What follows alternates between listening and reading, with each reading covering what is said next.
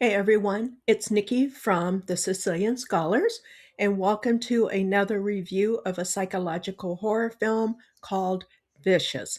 It came out in 2025. It is currently streaming on Paramount Plus. It is by Paramount Pictures. It's a horror supernatural film directed by Brian Bertino. It's an hour and 45 minutes, and the production company is Atlas Entertainment. Polly is a 32-year-old woman who lives alone, who lives, I was going to say by herself, who lives alone. And it seems like she is trying to straighten up her life by the phone call, by the conversation she has with her mother. And she might have had a few rough years, and now she's trying to get herself back on track. Her mother, from the conversation, doesn't really seem that supportive of her. So we don't know the complete background of Polly, and I think throughout the film, we kind of get Polly's history.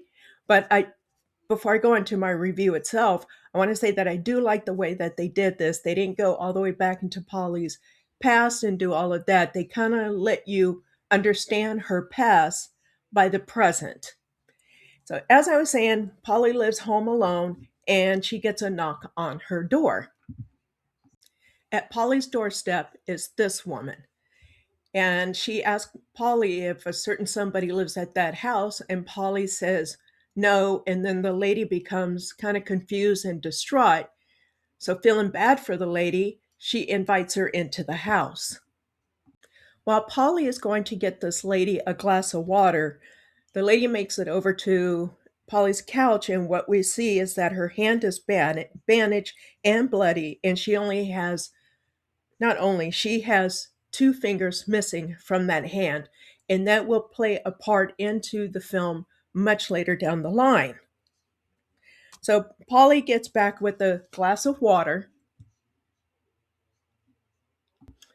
and they have a simple conversation. Then the lady pulls out a box and places it on Polly's coffee table, as you can see here in the image. And she tells, inside the box, she pulls out an hourglass with the sand going through it. And she tells Polly she is going to die that night unless she does three things.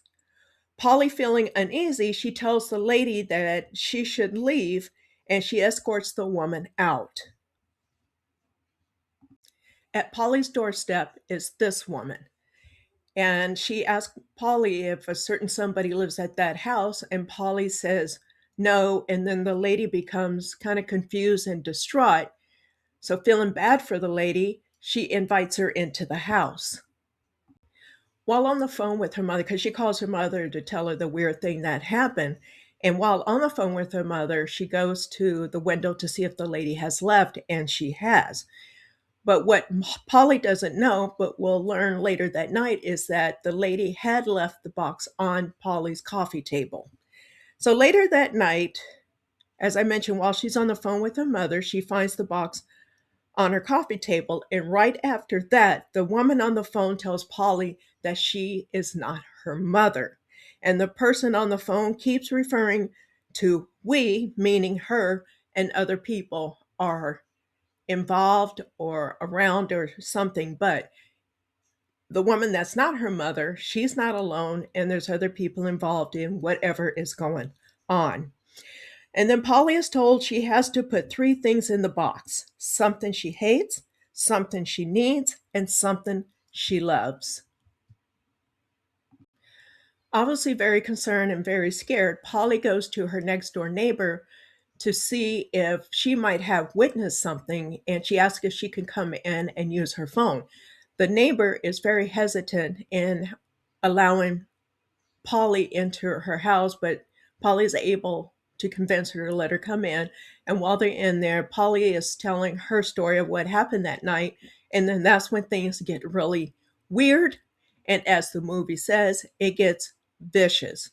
And Polly witnesses something really horrific while in the kitchen with a woman. And from there, things just keep going. Just worst after worst, just bad after bad after bad. It just progresses. I really enjoyed this film.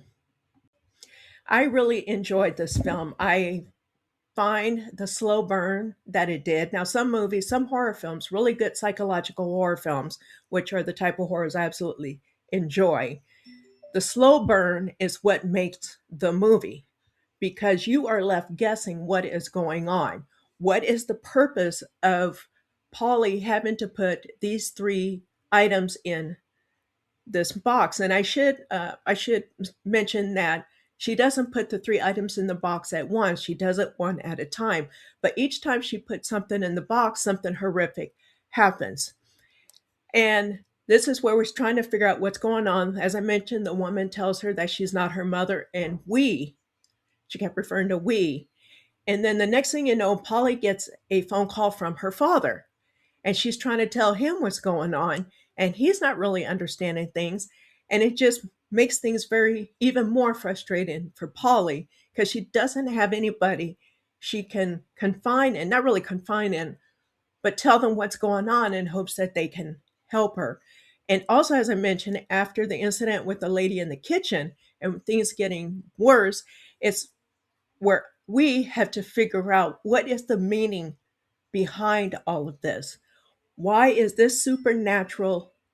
I don't know if it's called an entity, but I don't know why this supernatural, I'm going to call it a demon, is after Polly. And does her past have to do with anything that is going on with her right now? Which I think it does. And as I mentioned, the movie does explain that, but it explains it as things move along.